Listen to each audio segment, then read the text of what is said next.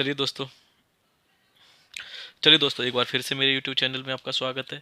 और हम कर रहे थे क्लास 9th का चैप्टर नंबर 3, ठीक है दोस्तों। इसके बाद 2 वीडियो और आएंगे और ये चैप्टर आपका फिनिश हो जाएगा। तो आज का जो हम टॉपिक पढ़ने वाले हैं वो क्या है, यौगिक के अणु, ठीक है।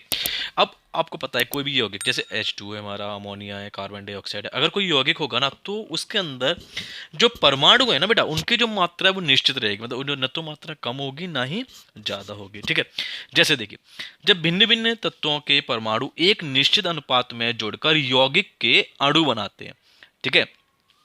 जैसे H2O यौगिक में हाइड्रोजन और ऑक्सीजन का अनुपात कितना है, 2:18 अर्थात 1:8, ठीक है।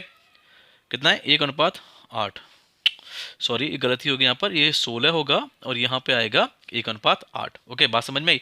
अब ये कैसे हुआ, देखिए जब भी हम वाटर का निर्माण करते हैं, वाटर का मतलब बोलते हैं H2O, ठीक है। अब H2O के अंदर क्या है, 2 हाइड्रोजन है। हाइड्रोजन कितने हैं तुम्हारे, 2 हैं। और ऑक्सीजन कितना है बेटा, 1 ऑक्सीजन है। ये लिखने वाले भी गलती कर देते हैं, चलिए कोई बात नहीं। 2 हाइड्रोजन और ऑक्सीजन, अगर 2 हाइड्रोजन होंगे, ओके, 1 ऑक्सीजन होगा, तभी तुम्हारा पानी, वाटर का मॉलिक्यूल बनेगा, तो पानी बनेगा। पानी मतलब बोले तो H2 का निर्माण होगा, तो उससे पहले H2 का निर्माण होने वाला नहीं है। तो यहां पे देखिए, हाइड्रोजन और ऑक्सीजन, ओके, क्या है, निश्चित मात्रा है, ये निश्चित अनुपात है। क्या, निश्चित अनुपात, ओके। मतलब न तो आप 2 हाइड्रोजन से ज्यादा ले सकते हो, ना आप 1 ऑक्सीजन से ज्यादा लेते हो। 2 हाइड्रोजन और 1 ऑक्सीजन मिलकर ही क्या बनाता है, आपका पानी का मॉलिक्यूल बनाता है। बोली बात समझ में आई यहाँ तक। तो देखिए, अब हाइड्रोजन का बेटा जो द्रव्यमान होता है ना, वो कितना होता है, 1 ग्राम, ओके। और ऑक्सीजन का जो द्रव्यमान होता है बेटा, वो होता है हमारा 16 ग्राम, ओके। तो H2O के निर्माण में कितना लगा है आपके पास, H2O के निर्माण में 2 हाइड्रोजन है, मतलब 2 हाइड्रोजन आए मेरे, ऑक्सीजन मेरा 1 आया है, ठीक है। तो 2 ऑक्सीजन मिलकर क्या हो गया, 2 × 1, मतलब 1 ग्राम है इसका, तो ये क्या हो गया, 2 ग्राम हो गया, ओके। ऑक्सीजन मतलब बोले तो यहाँ पे कितना, 1 है, तो मतलब 1 × 16, तो ये कितना हो गया, 16 ग्राम हो गया। अब इसका मैं निश्चित अनुपात निकाल दूं, तो मैंने क्या लिखा, 2 हाइड्रोजन अनुपात ऑक्सीजन, ठीक है। हाइड्रोजन अनुपात क्या कर दिया, ऑक्सीजन, तो 1 मतलब ये कितना हो गया, 2:16, 2 1 कम 2 और 2 × 16 मतलब 8, तो कितना हो गया तुम्हारा, 1:8।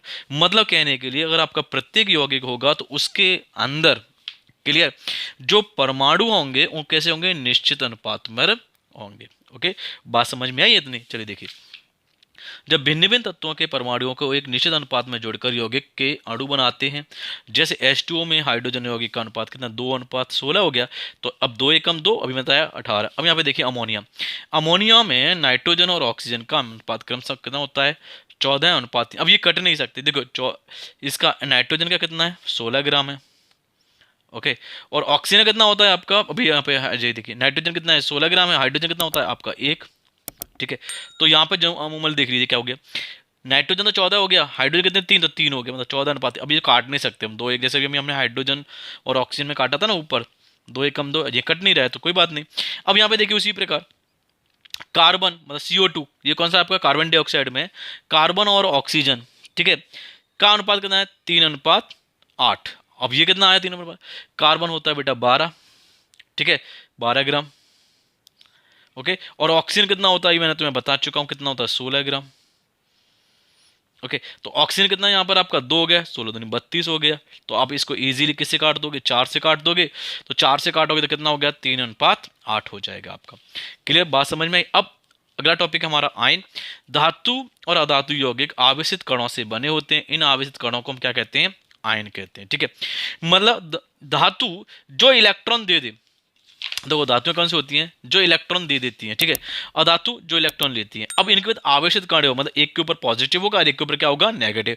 तो जो धनात्मक और ऋणात्मक होगा, इसलिए इनका क्या होगा, आवेशित कणों से बने होते हैं, ठीक है।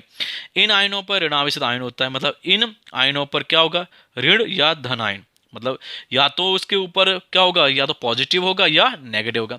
ऋणावेशित कणों को हम ऋणायन, धनावेशित कणों क्या बोलेंगे, धनायन कहते हैं। मतलब जिसके ऊपर आपका ऋण आवेशित आएगा तो उसे क्या बोलोगे, ऋणायन कहोगे, और जिसके ऊपर धन आवेशित होगा उसे क्या बोलोगे, धनायन बोलेंगे। अब आयन एक आवेशित परमाणु अथवा परमाणुओं का एक ऐसा समूह होता है जिस पर कुल आवेश विद्यमान रहता है। अब इस बात को समझिए, मतलब आपने एक यौगिक लिया, सपोज करो NaCl लिया, ठीक है। तो NaCl के अंदर ये कौन है, आपकी धातु है, ओके, और Cl क्या है बेटा, अधातु है, ओके। अब Cl के ऊपर क्या आएगा, पॉजिटिव आएगा, और इसके ऊपर क्या आएगा, नेगेटिव। अब देखो 1 पॉजिटिव है 1 नेगेटिव, दोनों काट दो, क्या हो गया, 0। कुल आवेश कितना होगा आपका, 0। अब इसके ऊपर क्या है, एक NaCl आपका यौगिक है, कैसा है, आयनिक यौगिक, याद रखना इस चीज को, कैसा है, आयनिक यौगिक। अब इस आयनिक यौगिक के ऊपर क्या होगा, पॉजिटिव और नेगेटिव। देखिए आयन आयन एक आवेशित परमाणु होता है, परमाणु का ऐसा समूह होता है जिस पर कुल आवेश विद्यमान रहता है। तो कुल आवेश देखा भाई, NaCl में सोडियम का आयन के ऊपर क्या आ गया, धन, और Cl के ऊपर क्या आ गया, हमारा ऋणात्मक आवेश, ठीक है। तो आपको समझ में आ गया ये कौन सा आयन। अब आता है बहु आयन। बहु मतलब एक से ज्यादा परमाणुओं का समूह, परमाणुओं का ऐसा समूह जिस पर कुल आवेश विद्यमान रहता है। देखिए यहाँ पे क्या बोला, परमाणुओं का एक ऐसा समूह जिस पर कुल आवेश, मतलब उसके अंदर आपके जो टोटल परमाणु हैं उस पर क्या आ जाए, आवेश आए, उसे क्या बोलते हैं, बहुपरमाणु कहते हैं या बहुपरमाणु आयन कहते हैं। जैसे अमोनियम आयन, तो देखो NH4 क्या है, नाइट्रोजन भी और यहाँ पर हाइड्रोजन, फिर भी इसके ऊपर कौन सा आ गया, पॉजिटिव, इसे को बोलोगे अमोनियम। कार्बोनेट CO3 माइनस, ठीक है, कार्बोनेट क्या हो गया आपका, CO3 minus, okay. Hydroxide ion OH minus, sulphate ion SO4 -2, phosphate ion PO4 -3। तो ये क्या है, पूरा का पूरा एक आवेशित है, ठीक है। अब जो क्या है यहाँ पे -2 कर दीजिए कार्बोनेट के ऊपर, ठीक है। ये क्या है, पूरा एक समूह है। यहाँ पे देखिए हाइड्रोजन ऑक्सीजन है, यहाँ पे हाइड्रोजन और नाइट्रोजन है, यहाँ पे कार्बन और ऑक्सीजन है, यहाँ पे ऑक्सीजन और हाइड्रोजन है, यहाँ पे सल्फर और कौन है आपका, यहाँ पर अपना ऑक्सीजन है, और यहाँ पे फास्फोरस। और तो ये क्या, एक ऐसा समूह परमाणुओं का जिस पर कुल आवेश विद्यमान, मतलब परमाणुओं के समूह अगर कुल आवेश विद्यमान, उसे हम क्या होंगे, बहुपरमाणु कहेंगे। नोटबुक में लिख लीजिए अच्छी तरीके से और पढ़ लीजिए, वीडियो को देख लीजिए, ठीक है। मिलते हैं नई वीडियो में नए टॉपिक के साथ, तब तक चैनल को लाइक कीजिए, और वीडियो को लाइक कीजिए, शेयर कीजिए और चैनल को सब्सक्राइब कीजिए। चलिए बाय।